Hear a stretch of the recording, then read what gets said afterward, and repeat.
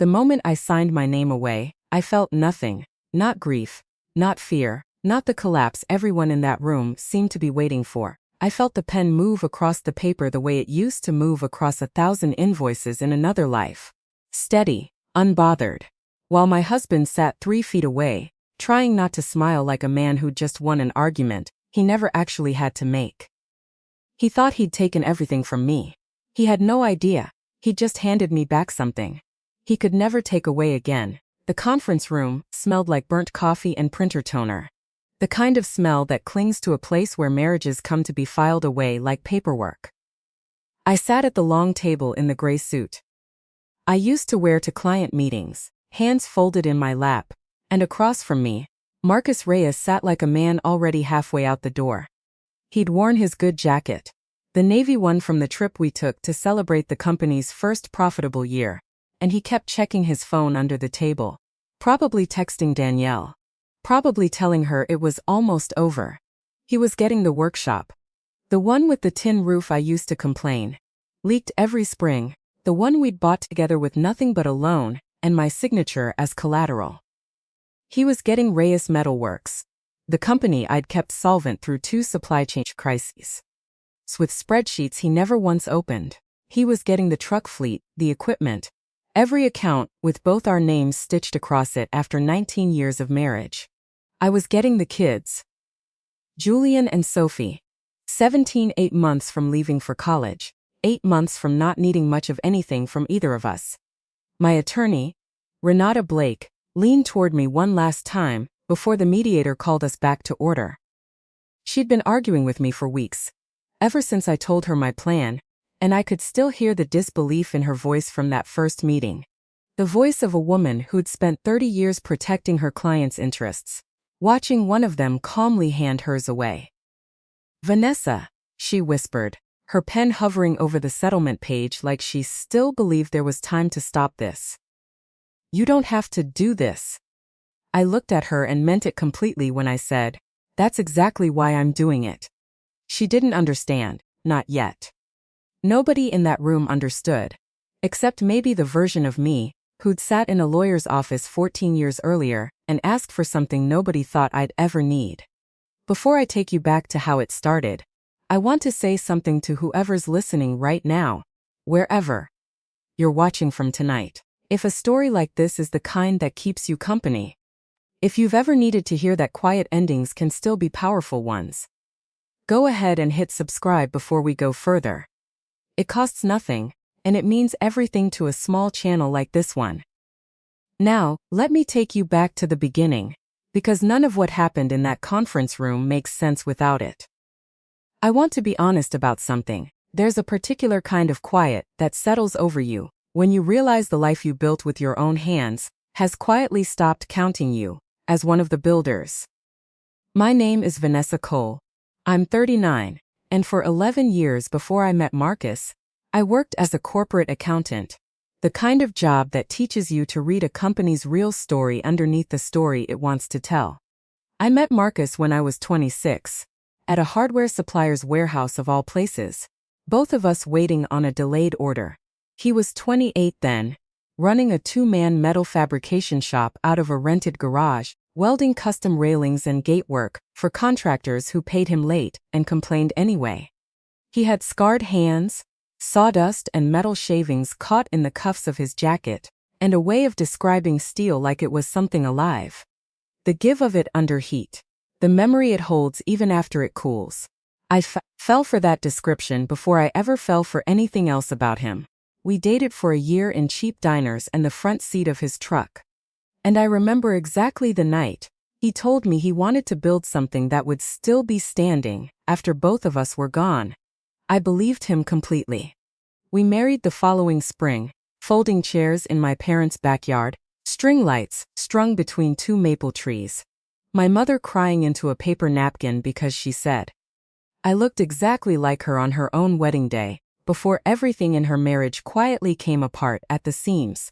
Within 18 months, I'd left my accounting job to help him formalize the business properly. I built the invoicing system from nothing, negotiated our first equipment loan, sitting across from a bank officer, who kept glancing past me toward Marcus. Like the real numbers had to come from him. Even though I was the one who'd built the entire projection. Her in my lap. I filed his contractor's license renewal, 3 years running because he kept missing the deadline, buried under client calls. I understood cash flow the way he understood steel. Which subcontractors would flake, which suppliers would extend credit, when to say no to a truck he wanted before the numbers could support it. For almost a decade, that was the shape of us. Him in the shop, sparks and noise, and the particular pride of a man building something with his hands. Me at the kitchen table after hours, keeping the invisible architecture standing underneath him. Unpaid on any org chart, unnamed on anything but our joint tax returns. When the twins were born, I remember holding Julian in one arm and Sophie in the other in a hospital room that smelled like antiseptic and new laundry, exhausted in a way I didn't know a body could survive, while Marcus stood in the doorway already on his phone with a supplier about a delivery delay. I told myself that was just who he was, a man whose mind moved 3 projects ahead of wherever his body currently stood. I went home. I nursed 2 babies through the night, and slowly, without ever deciding to, I stopped going into the shop most days. The business kept growing without my hands directly on it, because by then Marcus had hired an office manager, a woman named Danielle. Sharp and organized, who I noticed early on had a habit of calling him the visionary. In emails I sometimes saw open on his laptop screen. 2 years later, the Regional Trade Journal did a feature. Reyes Metal Works, from a rented garage to a regional contractor. 4 columns of print, 3 photographs of Marcus standing in front of the workshop with his arms crossed, and not one mention of my name. Not even in passing. Not even as his wife. I remember reading it standing at the kitchen counter with baby food dried on my sleeve, and something in me noted the omission quietly. The way, you note. A crack in a foundation you're not ready to deal with yet. It didn't happen all at once, the distance. It happened in layers, the way most of these things do. He started coming home later, always with a reason. A permitting issue, a client dinner, a supplier problem that needed his personal attention. He started making decisions about money, without mentioning them to me first. Decisions I only discovered when statements arrived in the mail, addressed to accounts I hadn't known existed. He stopped asking what I thought about anything, not out of cruelty exactly, but out of the slow, ordinary eddy, forgetting that happens when someone convinces themselves they've outgrown the person who helped them start. His mother, Patricia, didn't help. She'd come for Sunday dinner and talk about Marcus's success like it had risen fully formed out of his own 2 hands.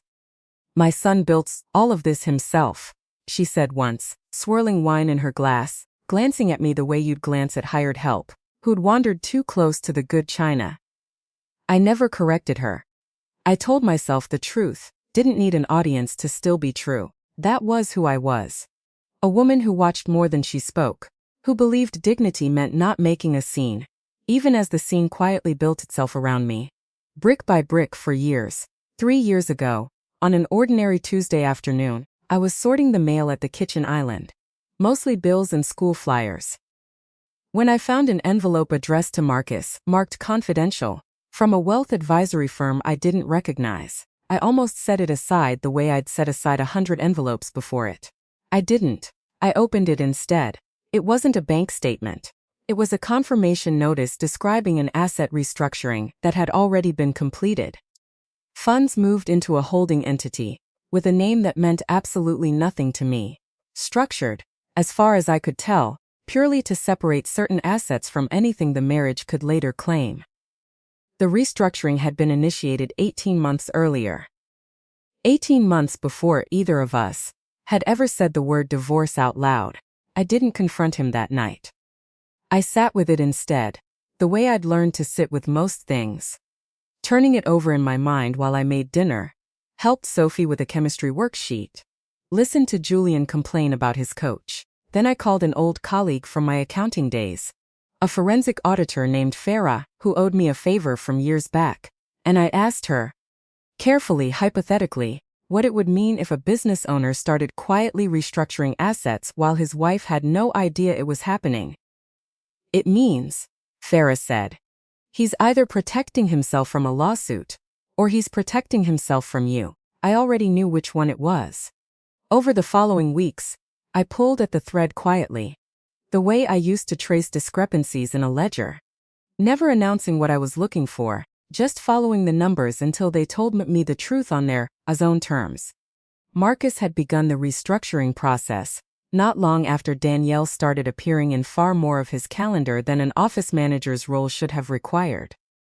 I didn't have proof of an affair yet.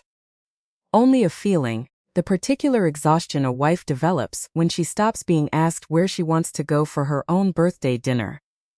I sat with that suspicion longer than I want to admit. There were nights I cried in the bathroom, with the fan running, so the kids wouldn't hear, and nights I didn't cry at all. Just lay awake doing quiet math in my head, the accountant in me, refusing to let the wife in me fall completely apart. I kept thinking about the years I'd spent helping build a company from a rented garage and a stack of unpaid invoices into something written up in a trade journal. Years. He was now quietly making sure I'd have no real claim to. It was during one of those sleepless nights that I remembered something I'd done 14 years earlier and had almost let myself forget entirely. If you're still with me right now, I want to pause for just a moment. This next part is the part that changes everything, and I promise you it's worth staying for.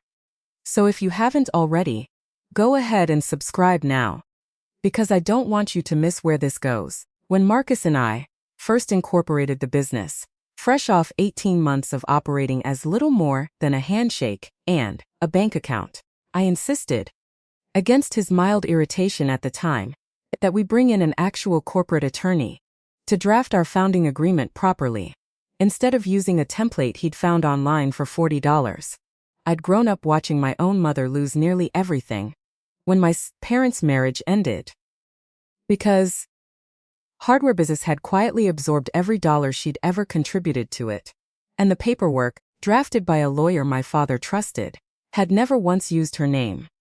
I remember her sitting at our kitchen table years later, going through boxes of receipts, trying to prove she'd been part of building something the law no longer recognized her in. I told myself, sitting in my own lawyer's office at 28, that I wasn't going to repeat her story. So I asked for something unusual to be written into our founding documents, a reversion clause. If a controlling spouse in the business, meaning Marcus, who held the primary operating role, ever relinquished a spouse's claim to marital assets in a future divorce, the contributing spouse's original capital investment, plus a defined share of the company's appreciated value over time, would revert fully back to that spouse as an independent ownership interest, entirely separate from the marital estate. It cost extra to draft. It required an additional meeting. Marcus grumbled about missing an afternoon of work for. He barely read the final language before signing it, eager to get back to the shop floor, joking that I was planning our divorce before our wedding photos even came back from the printer. I remember our attorney at the time, a quiet, meticulous man named Elias Whitcomb, walking me to my car afterward and saying something I hadn't thought about in years until that sleepless night brought it rushing back. "This isn't for the good years, Vanessa," he told me. "This is for if the bad ones ever come." I hadn't looked at that document in over a decade. I wasn't even entirely certain I still had a copy. But something in the back of my mind, some quiet architecture I'd built for myself, before I ever understood I might need it, told me it mattered now more than it ever had. I found it in a fireproof box in the attic, buried beneath old tax returns and the twins' baby books. 40-some pages dense with language I hadn't read since I was a much younger woman memorizing corporate law for a licensing exam. I called Farah again, and on her recommendation, an estate and business attorney named Renata Blake, a sharp, silver-streaked woman with a reputation for being unshakable in a negotiation room. Renata read through the document for nearly 2 hours in her office, while I sat across from her, watching her professional composure shift slowly into something far more focused. "Do you understand what you built into this?" she finally asked. I told her I remembered the basics: a modest capital contribution, a reversion interest, some appreciated value. "It's grown substantially," she said. And more importantly, it activates fully the moment you cease to hold a claim to marital assets in a divorce. You built yourself a door out of this marriage 14 years ago, Vanessa. Back when you weren't even in any trouble yet. I sat very still, the way I had learned to sit still through so much of my marriage. Except this time it wasn't grief keeping me quiet. It was the slow dawning shape of something else entirely. Something that felt less like fear and more, for the first time in years, like solid ground returning beneath my feet. Marcus had spent the better part of 2 years making absolutely sure I would leave this marriage with nothing of my own. He had no idea that leaving with nothing was about to make me the sole legal owner of something worth considerably more than the company he was so proud to put his name on. Renata did not like my plan. She told me so plainly, sitting across from me with the reversion documents spread between us like a hand of cards. Only I understood how to play. You could fight for half of everything, she said. The workshop, the equipment, the business valuation, the accounts he's been quietly restructuring without disclosure. A judge would not look kindly on that, Vanessa. You could walk away with millions in a contested settlement, and still keep this clause completely untouched in reserve. Why would you give up a fight you're very likely to win? I understood her confusion completely. On paper, it made no sense. I could have hired a forensic accountant to trace every dollar Marcus had moved, dragged the Danielle situation into formal discovery, spent 2 years bleeding him financially and publicly. Through litigation the way he seemed prepared to quietly bleed me. Renata had built her entire career on exactly that kind of fight. And she was very good at it. But I didn't want his money. I wanted something he couldn't calculate, couldn't see coming, couldn't prepare a single defense against, because he wouldn't even know it existed until it was already his loss to absorb. If I fought for half the marital estate, I'd spend years still tethered to him through lawyers and appraisals and courtroom dates. And even then, I'd only ever be as wealthy as what he'd built. If I let the reversion clause do exactly what I'd designed it to do 14 years earlier, I would walk away entirely free of him, and I would own, outright, something he had never once imagined could be taken from the marriage without his knowledge. I know this looks like I'm losing my mind, I told Renata. But I need you to trust what I built the way I trust it. It took her 3 full meetings to come around.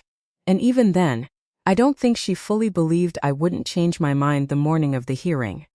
She filed the paperwork exactly my way, sealed, separate from the general settlement documents, precisely as the law allowed, ready to be introduced only once the settlement was fully finalized and Marcus's signature was already dry. On paper he could no longer take back at home. I told no one. Not my sister, not my closest friend from the gym, not even Julian and Sophie, though they were old enough by then to sense something moving beneath the surface, long before I explained any of it. Marcus, meanwhile, had never seemed happier. He moved into a rental across town with Danielle by early spring, describing it to Patricia as temporary. Though I noticed within 2 weeks there was already art hung on the walls. He bought a new truck he didn't need. Simply because for the first time in 19 years, he wasn't running the numbers past me first.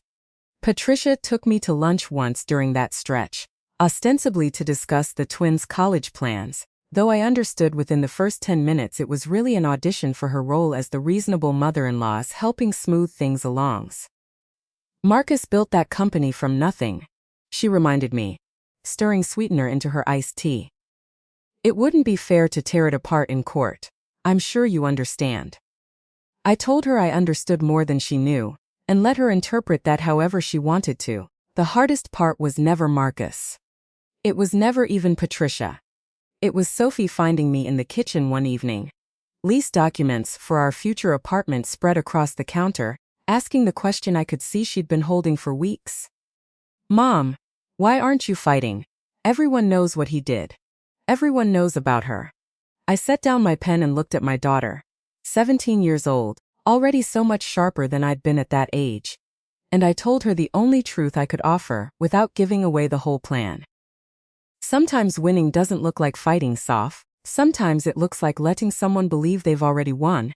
She didn't understand. I didn't expect her to. Not yet. Julian was quieter about it, but I caught him watching me some evenings with a kind of worry, usually reserved for parents watching their children, not the other way around. And it broke something small in me every single time. We're back now, where this story began. The conference room smelling of burnt coffee and printer toner.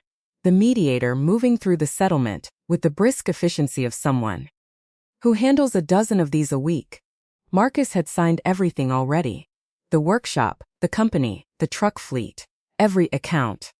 All of it notarized with the easy confidence of a man closing a deal he'd already spent in his imagination a dozen times over. His attorney, a sharp young man named Trent Holloway, who billed by the hour, and had clearly been told this would be a quick, uncontested signing, sat beside him looking equally relaxed, glancing at his watch.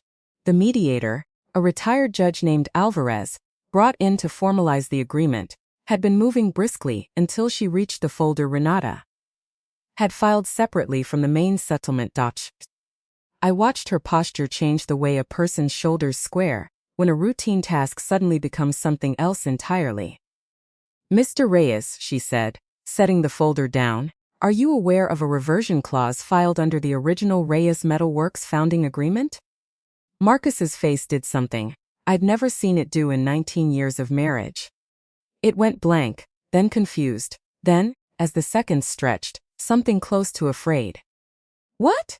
he said again, looking at Trent, who was already flipping through his own copy of the documents with visibly rising alarm. Renata stood calm as still water and addressed the room.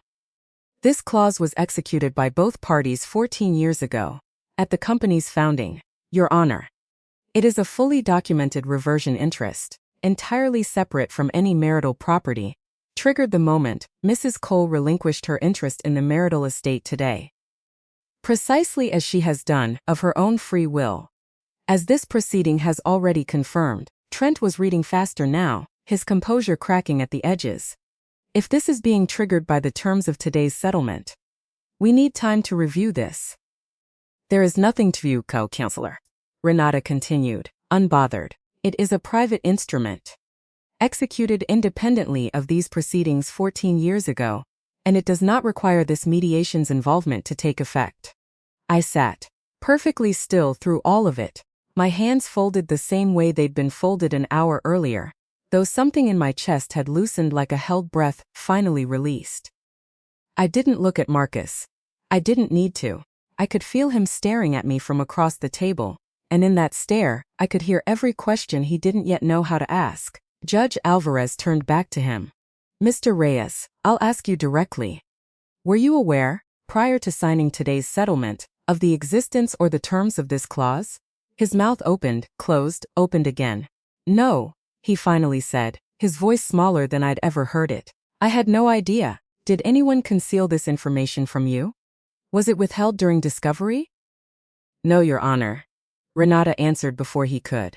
"This clause was never part of Mrs. Cole's disclosed marital assets, because it is not, and has never been, a marital asset.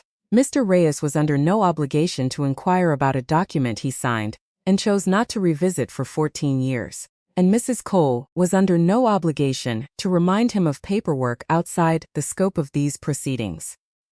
The room went quiet, the way rooms do when someone in authority simply refuses to match a rising temperature with their own. Marcus stood up so fast his chair scraped hard against the floor.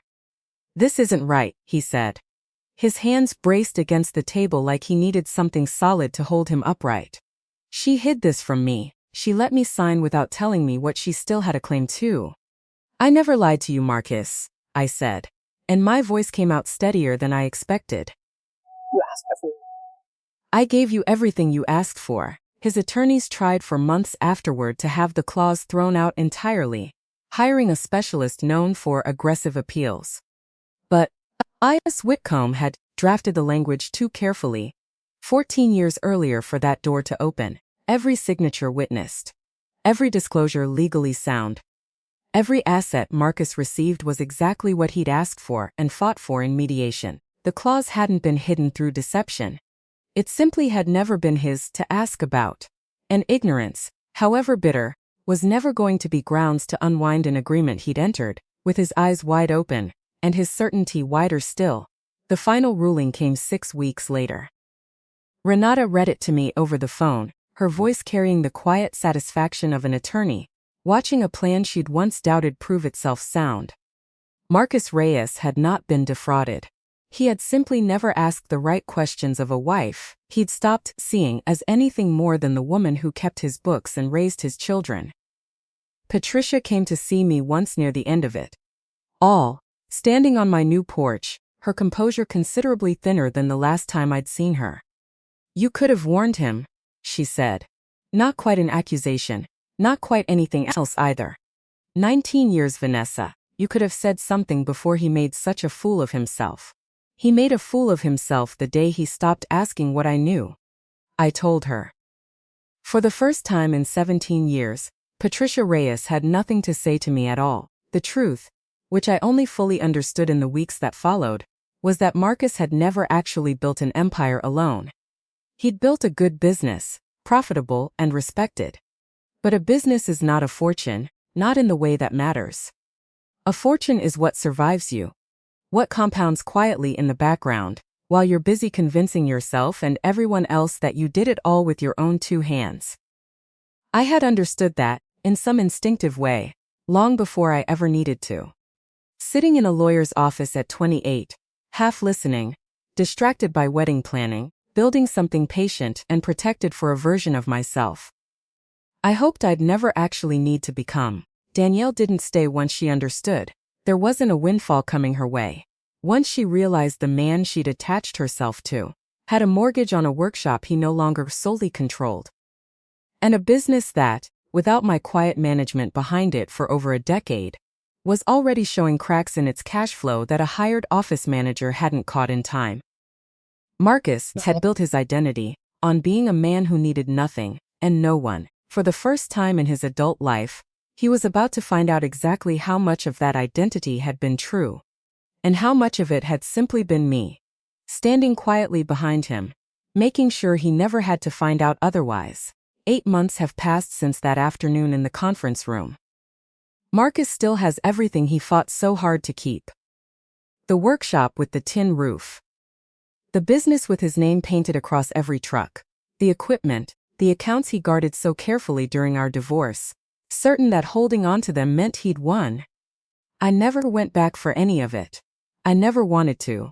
There's a particular kind of freedom in walking away from a life you helped build with your own hands, and letting someone else keep the walls. Because walls were never what I was fighting for. I found a small house 2 streets back from the coast, in a town close enough that Julian and Sophie could still come home most weekends. Far enough that it felt like starting over. Instead of just moving down the block from my old life, it has a kitchen window that looks out over a garden I'm slowly learning to keep alive. And some mornings I stand there with my coffee and realize I haven't thought about Marcus at all. Not out of bitterness fading, but out of a life quietly filling in around me instead. Julian and Sophie both got into good colleges this spring. Sophie wants to study business, which made me laugh the first time she told me, standing in my new kitchen, with her acceptance letter in hand, though I don't think she fully understood why until I explained a little more about the document I'd quietly written into existence, 14 years before either of them was born. Julian is quieter about his plans, the way he's always been, but he calls me most Sundays now. Longer conversations than we ever had when he lived under Marcus's roof, measuring his words carefully around his father's moods. Marcus reached out a few times over the summer, mostly logistics about the kids' move-in dates. But one evening in July, he called about something else entirely. I could hear it in his voice before he even said it. That particular unsteadiness of a man who'd spent months turning something over in his mind and finally decided to say it out loud. "You could have told me," he said, "about the clause." Before any of this happened, I stood on my porch, watching the last of the light fade over the water 2 streets away, and I thought about how many years I'd spent waiting for him to ask me a single real question about who I was, or what I carried, or what I'd quietly built beside him while he collected all the credit. "You never asked," I said. There was a long pause on the line, The kind that used to make me anxious back when I still needed his silences to mean something reassuring. It didn't anymore. So this was revenge, he said finally. Not quite a question. No, I told him, and I meant it more fully than I think he'll ever understand. I didn't do any of this to hurt you, Marcus. I simply stopped protecting you from your own certainty. What happened after that was never mine to control. He didn't have a response for that. We hung up a few minutes later, polite in the way two people can be once the fighting has finally gone out of them. I think about Patricia sometimes, too, though, less than I expected to. I heard through the kids that she stopped introducing Marcus's success as something he built entirely alone. Whether that's humility or simply exhaustion, I couldn't say. And I found I no longer needed to know. People ask me sometimes if I regret not fighting harder in that room, not taking half of everything I helped build over 19 years. I tell them the truth. I didn't lose that fight. I simply chose a different one, years before I ever knew I'd need it. There's a version of strength that looks like clenched fists and courtroom battles. And there's another version that looks like quietly signing your name, walking out the door, and trusting that the things worth having were never the things anyone else could take from you in the first place. My younger self understood that. Sitting in a lawyer's office at 28, it took the rest of me nearly 2 decades to catch up to her. If you're sitting somewhere right now, feeling like you've lost everything to someone who never truly saw what you were worth, I want you to hear this. Sometimes the bravest thing you can do isn't fighting for what's yours. It's trusting that what's truly yours was never something they could take. If this story kept you here until the very end, that alone tells me something. It means it mattered to you. And that means more to this channel than you probably realize. So before you go, hit subscribe if you haven't already, and tell me in the comments what city you're watching from tonight. I read every single one. We've got so many more stories like this waiting for you. So make sure you're subscribed, so you never miss a moment like this one.